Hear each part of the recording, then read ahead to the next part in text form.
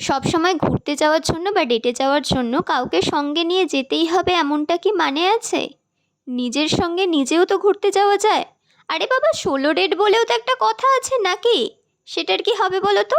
না, আমি এটা বলছি না কেউ সঙ্গে গেলে খুব খারাপ হয়, অবশ্যই ভালো হয়। তবে সব সময় যে কারোর সময় হবে বা ইচ্ছা হবে, এটা এক্সপেক্ট করাটা বড্ড বাড়াবাড়ি।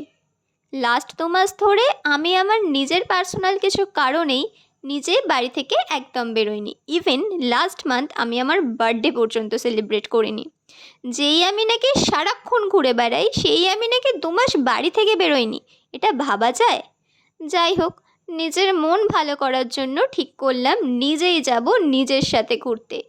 আর এই ঘুরতে যাওয়ার জন্য দক্ষিণেশ্বর মায়ের মন্দির আর গঙ্গার ঘাটের থেকে ভালো জায়গা আমার মনে হয় আর কিছু হতে পারে না।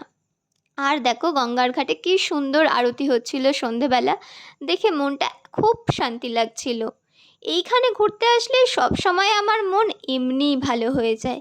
আমার অনেকগুলো ফেভারিট জায়গার মধ্যে এই জায়গাটাও অন্যতম। এখানে আমার অনেক স্মৃতি আছে। মাঝে মাঝেই মন খারাপ হলে আগে চলে আসতাম।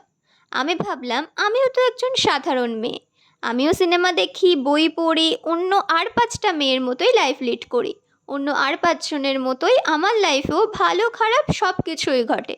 তাহলে নিজেকে এমন শাস্তি দেওয়াটা বড্ড অন্যায়। আর আমি কোথাও ঘুরতে যাব আর মোমো খাবো না সেটা হতে পারে? তাই একটু মোমোও খেয়ে নিলাম। আর এইভাবেই আজকের দিনটা বেশ ভালো কাটলো নিজের সঙ্গে নিজে ঘুরে। আর বাড়ি এসে না অনেকটা ফ্রেশ লাগছিল এই গরমেও। সো চলো, that's it for today, tata.